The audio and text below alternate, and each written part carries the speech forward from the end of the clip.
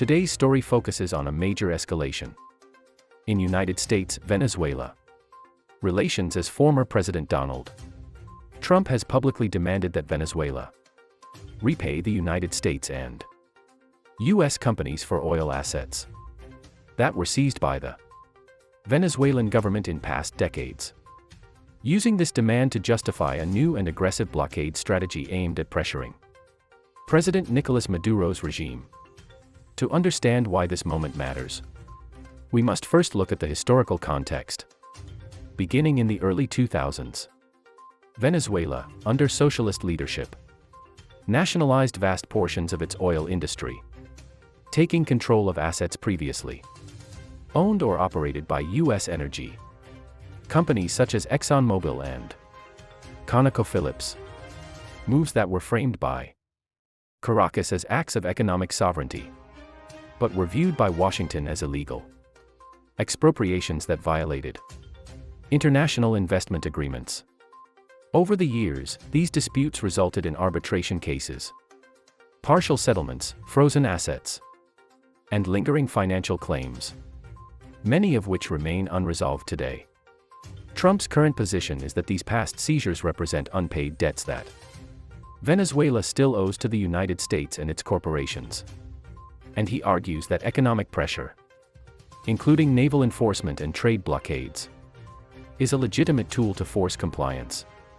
In recent statements, Trump has accused the Maduro government of using stolen oil wealth to fund corruption, suppress democratic opposition, and align itself with U.S. adversaries such as Russia, Iran, and China, framing the situation not just as an economic dispute, but as a national security issue. The proposed blockade, according to Trump and his allies, would target Venezuelan oil shipments, sanction tankers, and third-party intermediaries that help the regime bypass existing sanctions, effectively choking off one of the Maduro government's last major revenue sources. Supporters of this strategy argue that softer approaches, including diplomacy and limited sanctions, have failed for years to produce democratic reforms, free elections, or meaningful human rights improvements in Venezuela.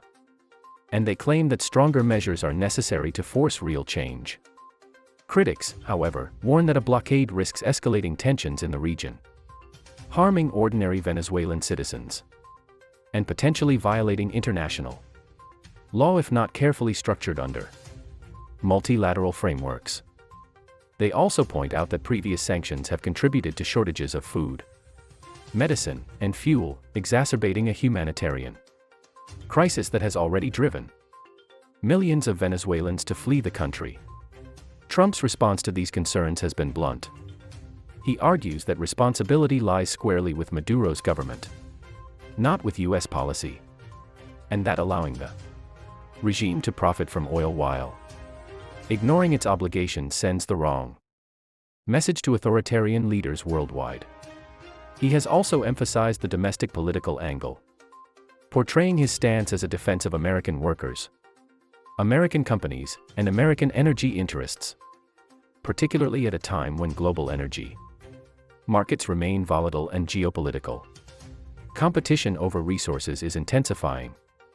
From Trump's perspective, demanding repayment for seized assets is about restoring fairness and asserting U.S. credibility on the world stage, signaling that expropriation of American property will carry long-term consequences. International reaction has been mixed.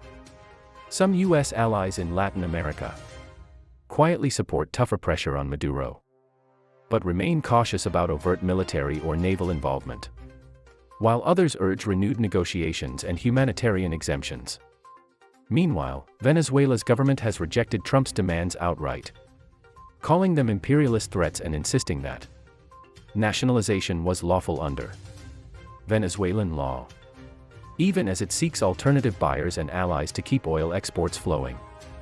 Analysts note that this confrontation comes at a critical moment, as Venezuela's oil infrastructure is fragile, global enforcement of sanctions is tightening, and political opposition inside the country remains divided.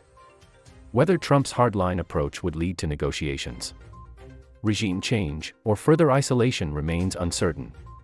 But what is clear is that the demand for repayment of seized U.S. oil assets has revived a long-simmering conflict and raised the stakes significantly. This issue is no longer just about past corporate losses.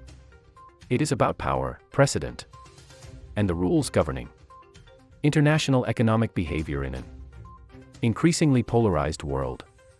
As the situation unfolds, the consequences will likely extend beyond Venezuela, shaping how the United States responds to nationalization, sanctions enforcement, and economic coercion in future global disputes, making this a story with implications far larger than a single country or a single industry.